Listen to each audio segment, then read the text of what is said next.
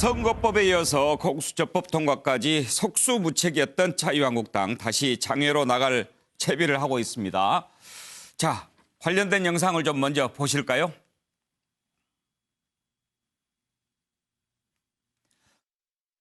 민주당이 2, 3, 4중대와 야합해서 악법 처리하는 것을 막기 위해 사력을 다했지만 수적 열세를 극복하지 못했습니다.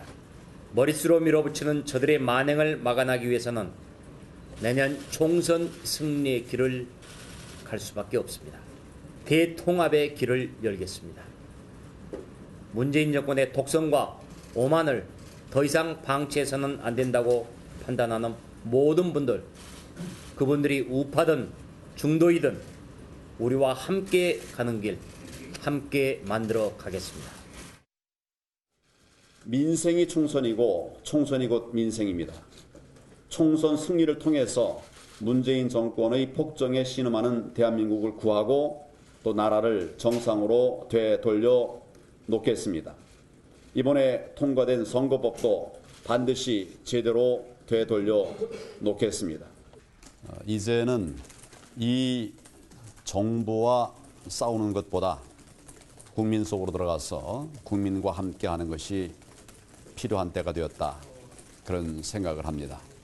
국민들과 함께 문재인 정권의 폭정, 좌파 폭정을 막아내기 위해서 힘을 모으고 또 새로운 대한민국의 비전을 만들어가고 공유할 수 있는 이런 일들을 위해서 매진하겠다, 이런 생각을 합니다. 자, 장외 집회 또 들어가겠다고 하는데 장성철 소장, 저 방법밖에는 지금 없을까요? 현실적으로 황교안 대표가 택할 수 있는 길은 현재 의석수로는 작기 때문에 어쩔 수 없이 장외로 나가고 싶어하는 유혹이 상당히 많을 겁니다. 네, 하지만 한국당이 이렇게 무기력하게 패스트트랙 법안 2건을 통과시킬 수밖에 없었던 것은 문제는 황교안 대표에게 있다라고 저는 보여지고요. 예. 황교안 대표가 그동안 수백 번 얘기했을 겁니다. 목숨을 걸고 패스트트랙 법안을 막겠다. 그리고 나를 짓밟고 가라. 그런 식으로 얘기했는데 결국엔 통과됐지 않습니까? 그러면 당대표라면 책임을 져야 합니다. 본인의 정치적인 약속과 행동에 대해서 그것을 지키지 못했을 경우엔 당연히 정치인으로서는 책임을 져야 하는데 저런 지난 약속이 지켜지지 않은 것에 대해서 아무런 해명과 반성과 사과와 책임 없이 공정한 공천을 통해서 내년에 총선에 승리하겠다라고 다시 또 약속을 하고 있어요. 예. 지나간 약속을 지키지 못한 황 대표의 미래의 약속을 어떻게 믿을 수 있겠습니까? 저는 기본적으로 황교안 대표가 당대표직과 공천권을 내려놓고 보수 대통합을 통해서 내년 총선을 맞이해야 한다. 예. 그렇게 말씀드리고 싶습니다. 예, 장성철 소장 말씀하시는 도중에 속보가 나가는데요. 검찰이 한미정상 통화 누설 혐의로 조사를 받아온 강효상 의원 불구속 기소하기로 했다는 소식인데요. 현근택 변호사, 저 통화 누설은 어떤 혐의가 적용이 되는 거죠?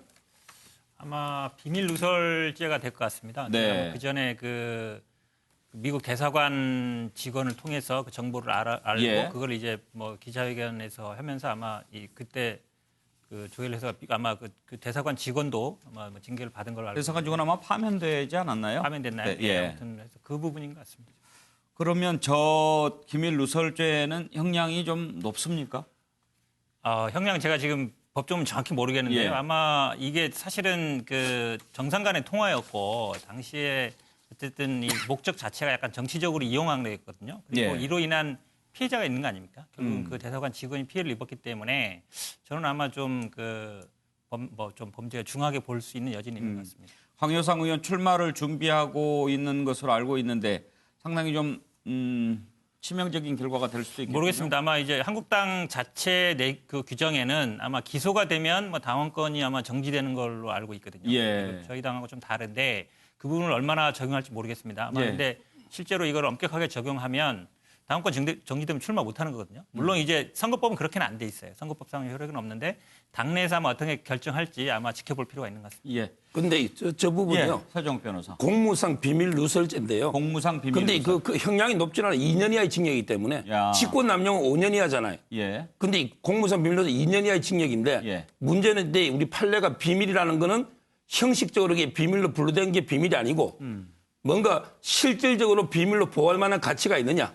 즉 공공의 안녕이나 질서 침해하는 실질비거든요.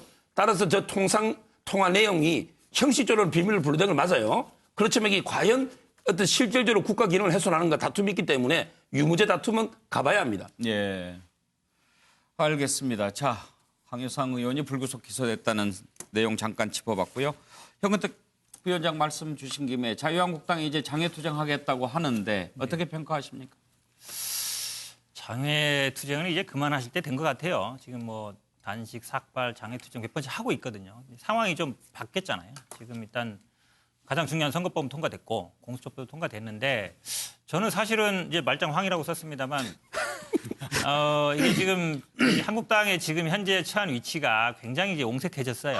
지금 왜냐하면 오랜만에 까마귀 지금 총선을 준비해야 되는데 인재 영입도 하고 뭐 컷오프도 하고 당내 혁신도 하고 해야 될 게 많잖아요. 총선이 얼마 안 남았거든요. 실제로 지금 선거운동 하시는 분들도 있고. 근데 계속 이렇게 장외투쟁으로 몰고 가시면 특히 이제 수도권에서 출마하시는 분들은 아마 출마를 접을 분도 저는 많다고 봅니다. 왜냐하면 이렇게 가서는 희망이 없다라고 보고. 예. 근데 사실은 사람들이 이렇게 모으고 인재도 모으고 혁신도 해야 되는데 저는 아마 빨리 선거 준비해야지 저는 보는 제가 보도 걱정이 될 정도입니다.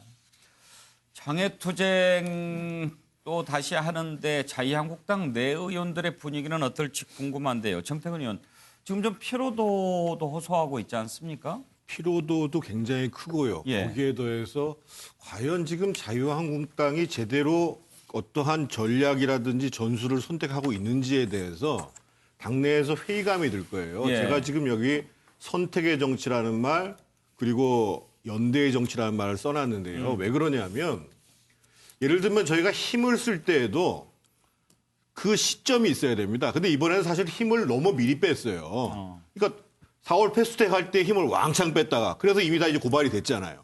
그리고 사실은 그 사이에 이제 뭐 삭발하고 단식하고 근데 정작 지금 국회에서 상정이 되는 시점 이때에서는 제대로 힘을 못 쓰는 문제가 발생을 해요. 그러니까 시간적인 선택의 문제가 있고 예. 두 번째로는 실제로 그럼 어느 정도의 그 우리가 힘을 얻을 것인가 목표를 획득할 것인가에 대한 선택 자유한국당이 모든 걸 다 얻을 수는 없단 말이에요. 예. 그래서 예를 들면 홍준표 대표 같은 사람은 뭐라고 얘기했냐면 공수처법은 나중에 또 개정할 수 있는 거니까 그거는 주고 선거법은 합의 처리하자.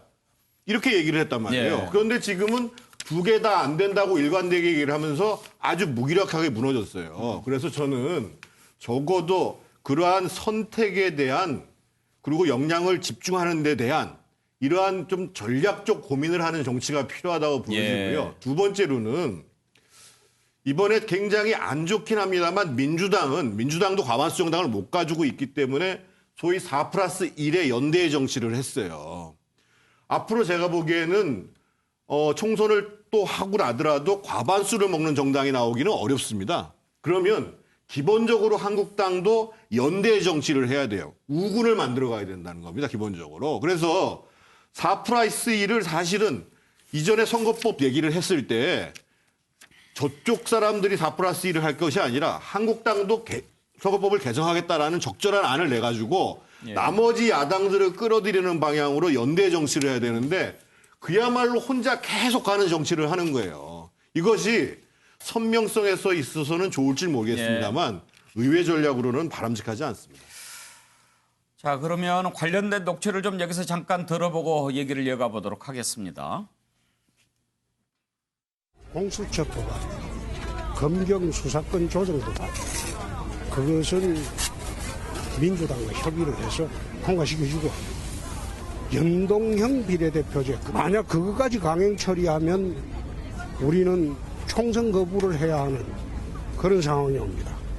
문재인 대통령은 차베스가 될 겁니다. 서정 교수, 이제 홍준표 전 대표가 저런 얘기를 했기 때문에 네. 이번에 뭐 그럴 줄 알았다, 다 한강 가라 뭐 이렇게 얘기를 네, 했던데요.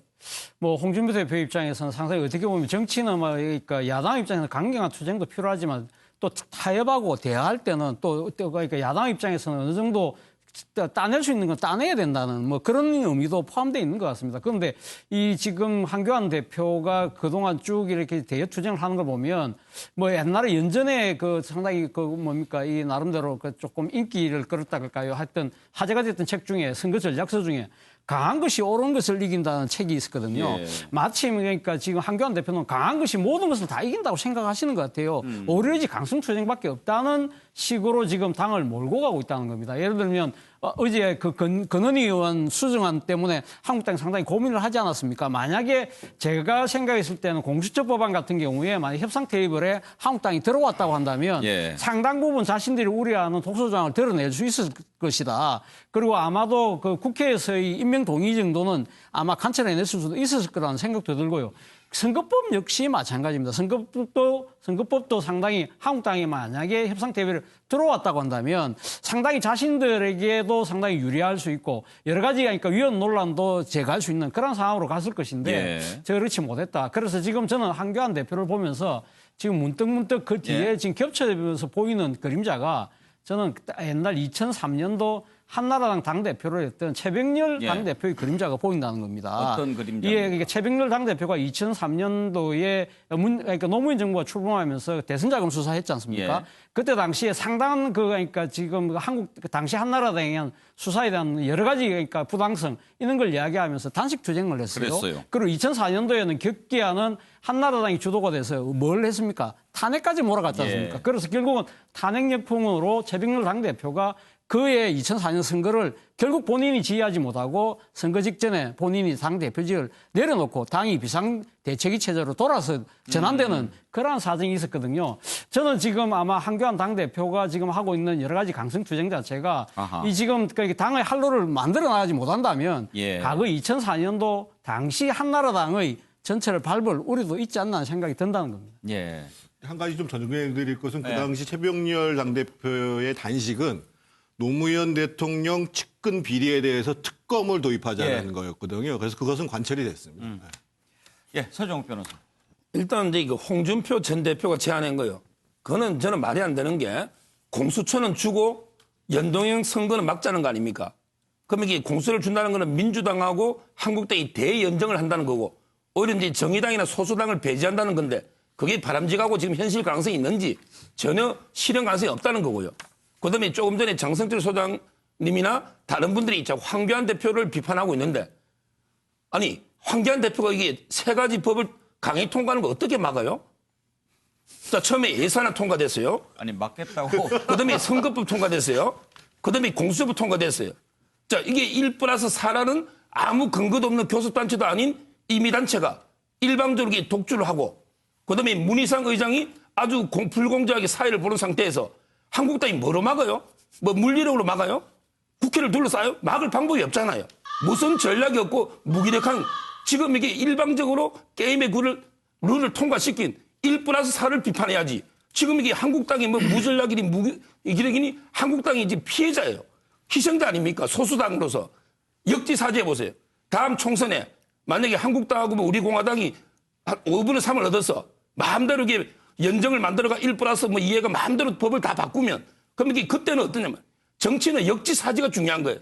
본인 스스로 타협을 좀 해야지 1+4가 마음대로 3번이나 밀어붙여 놓고 오히려 이게 반대를 탓하는 거 이건 문제가 있다는 거예요. 예.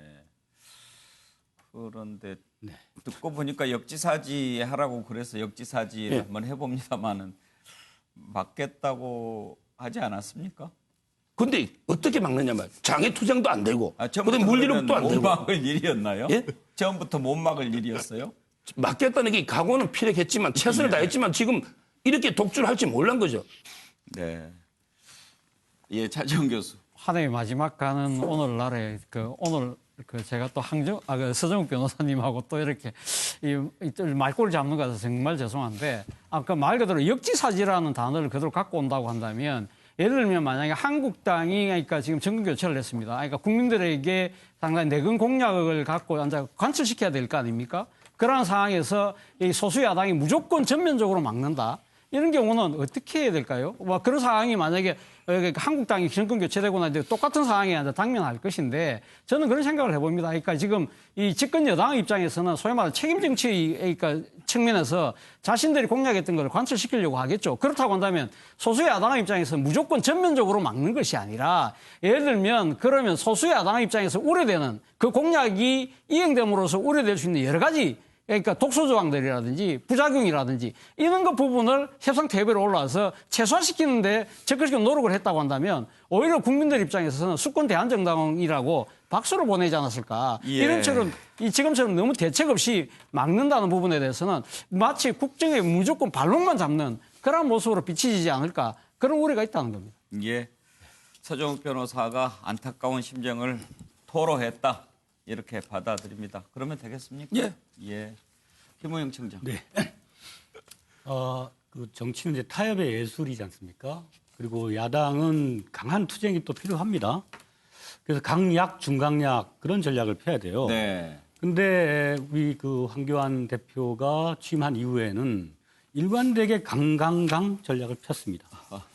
그러다가 이제 홍준표 대표로부터 한강에 가라. 그런 얘기를 들을 상황이 되었지 않습니까? 지금이라도 저는 지금 그 자유한국당이 국민들에게 상당히 지지율이 떨어졌다가 회복했던 나름의 또 이유가 있다고 생각합니다. 예. 이게 뭐냐면 민생의 어려운 점을 강조한 겁니다. 그런 상황이라면 야당으로서 국민들의 어떤 삶을 개선할 수 있는 민생 정책, 예. 또 예전에 박근혜 당대표 시절에 경제민주화나 복지 같은 새로운 컨텐츠를 제시함으로써 어떤 그 당황의 상황을 반전시키지 않았습니까? 예. 홍준표 대표가 지적한 것처럼 한강에 갈 수도 없는 것이고 그러면 지금 황교안 대표 체제가 다시 비상한 어떤 각오로 새로운 국민들에 대한 자신들의 민생 정책을 좀 제시를 하고 예. 좀 타협의 길로 좀 나왔으면 좋겠어요. 예. 네, 그게 유일한 살 길이라고 생각합니다. 예. 강이라는 한자를 가지고 아주 재밌게 풀으셨는데 이 강 한자 가지고 하는 거 보니까 차주영 교수가 그동안에 그 강점이 있었는데 강쟁이 생긴 것 같습니다. 알았습니다. 자, 한 가지 더 짚어보겠습니다. 이 지금 선거법에 이어서 공수처법까지 통과를 저지하지 못한 자유한국당 의원직 총사퇴 카드를 꺼내 들었습니다. 몇몇 사퇴서를 제출한 의원도 있다고 하고요. 관련된 녹취를 좀 잠깐 들어보고 실효성 짚어보겠습니다. 가슴 가득한 울분을 안고 오늘 열변들을 토해 주셨습니다. 그 결과 우리는 이 분노를 한데 모아 의원직 사퇴서를 결의를 해야 한다라는 데 이르렀습니다. 그래서 의원직 사퇴서를 직접 작성해서 제출하기로 했고 일부 제출했습니다. 그리고 이 사퇴서를 앞으로 우리가 어떻게 처리할 것인지는 원내대표단 그리고 당 지도부와 다시 또 협의를 해서 그 방향을 결정하도록 하겠습니다. 제1야당이 지금 의원직 총사퇴라는 카드를 꺼냈는데 임기 몇 달 남지 않는 의원직을 총사퇴한들 지금 이 잘못 가고 있는 이 정치를 바꿀 수가 있느냐. 또 그분들이 이 국회에서 일어나고 있는 이런 문제에 대해서 특히 양쪽으로 양극화되지 않는 중간에 계시는 그런 국민들께서 과연 야당에 특히 자유한국당에 마음을 줄 수 있는 그런 정치를 해왔느냐. 자, 장성철 소장. 네. 일단 의원직 총사퇴 가능성 얼마나 보십니까? 없습니다. 네, 그 국회의장이 받아들일 일도 없고요. 예. 본회의에서 의결될 수도 없다라고 순서가 생각합니다. 어떻게 됩니까, 절차가? 그러니까 회기 중에는 예. 국회의장이 이제 결정을 하는 거고요. 예. 회기가 아닐 때는 국회의장이 결정하고요. 예. 회기 때는 이제 본회의에서 의결을 하는데 예. 그것들이 어떻게 의결 종족수를 통과를 하겠습니까? 그거는 말이 안 되고요. 저는 좀 더 비판하고 싶은 게 뭐냐면 의원직 사퇴를 결의했다. 사퇴서를 다 제출하겠다. 예. 이게 아니지 않습니까? 그냥 결의했다. 결의했다. 네, 결의했답니다. 그러니까 이것은 어떤 비장한 각오를 내세우기 위해서 의원직 사퇴 카드를 꺼낸 건데 이것은 그런 결의라고 하는 것 때문에 그런 비장함이 좀 반감됐다라는 그런 생각이 들고요. 실질적으로 의원직이 사퇴되면은 제적의원이 200석 이하로 줄어듭니다. 그러면은 민주당이 하고 싶은 법안 다 처리할 수 있습니다. 실질적으로. 그렇죠. 그러면은 이게 한국당으로서는 왜 사퇴를 합니까? 그러니까 이것은 실효성도 없고 명분도 없고 실리도 얻을 수 없다. 그렇게 보여집니다. 그냥 결기만 보였다? 네. 예. 실제로 그렇게 실효성이 없는데 그것을 또 내세운다면 그것도 전략에 조금 미스가 아닌가 싶은데 김우영 청장 어떻게 보시나요? 그러니까 가출한 자식이 집 아버지한테 호적 정리해달라고 전화한 꼴이라 그렇게 봅니다. 그 사실 민주당도 과거에 박근혜 대통령 탄핵 표결 때 그 표결이 부결된다면은 그 사퇴하겠다라고 사퇴를 결의한 적이 있었습니다. 예. 그때는 상당히 그 어떤 결의의 정도가 높았고요. 또 전 국민적인 관심이 있는 상태에서 그런 결의를 했던 것이죠. 근데 지금 보면 그러니까 공수처 법안이 통과되면은 결사적으로 그걸 저지하겠다라는 사전 행위로서 뭐 의원직을 사퇴를 냈다거나 이런 것도 아니고 어떻게 보면은 국민들에게 특히 그 자유한국당을 지지하는 당원들이나 그런 분들에게 어떤 그 피해가는 구실로서 저런 행위를 하고 있는 게 아닌가. 예. 별 소득이 없는 그런 정치적 행위에 불과하다 생각합니다. 예. 근데 이거 나간 자식이- 10년요. 예. 10년 5개월 전에 미디어법 통과될 때 민주당도요. 의원직 총사퇴했습니다. 예. 그게 바로 역지사지해보라는 거예요. 예. 그때 본인들이 어떤 심정으로 예. 아무 감동 없고 실효성도 없고 아무 없이 의원직 사퇴 꺼냈습니까? 본인들이 의원직 사퇴를 10년 전에 했을 때 그 심정으로 상대를 좀 이해해서 예. 어떻게든 이렇게 대화하고 양보하는 게 그래서 보여야지. 대화를 자꾸 이렇게 하자고 비판할 게 아니란 말이에요. 대화를 하자고 수없이 대화 제의를 했는데 매번 그 대화를 거듭찾지 않습니까? 근데 제가 사실은 좀 한국당에 다시 한번 말씀드리고 싶은 내용은 뭐냐면요. 한국당이 지금 전략이 없어요. 지금 이 공수처 선거법 문제에 대해서 국민들이 별로 관심이 많지 않습니다. 자신들만의 문제라고 생각하기 때문에. 그런데 굉장히 사실은 이 정부와 집권당에 부담이 되고 그 위선적 행위가 드러난 사건이 소위 울산시장 선거 하명 수사 의혹 사건이고 그리고 소위 친문 핵심이 관여했다고 하는 유재수 감찰 무마 의혹 사건이에요. 지금 자유한국당은 이 선거법 공처를 가지고 장애로 뛰어나갈 문제가 아니라 지금 당장 국회에서 법사위를 열어야 됩니다. 열어서 이 문제에 대해서 아주 본질적인 문제 제기를 하고 더 나아가서 검찰 수사가 끝나면 이거는 국정조사를 해야 된다. 그래서 만약에 총선 전에 못하더라도 총선 이후에라도 국정조사를 해야 된다. 라는 것들을 강력히 부각시켜야 돼요. 지금 오늘 윤석열 총장이 신년사를 얘기를 하면서 거기에 이렇게 나옵니다. 누구라도 돈이나 권력으로 국민의 정치적 선택을 왜곡하는 반칙과 불법을 저지른다면 철저히 수사하여 엄정 대응한다는 자세가 필요하다. 앞으로 울산 사건 수사가 어떻게 갈지 모른다는 거예요. 그런데 참 제가 이해가 안 되는 게 자유한국당은 정말 지금 해야 될 것. 본인들이 이 정부가 얼만큼 부정한가, 위선적인가 이것들을 부각시키는 일에 완전히 실패하고 있다는 거예요. 그래요. 공감이 가는 지적인데 지금 자꾸 자유한국당은 장외투쟁한다고 하고 또 의원직 총사퇴하니까 학생이 학교 안 가겠다고 하고 안 나가겠다고 하고 그러는 게 아닌가 싶어요.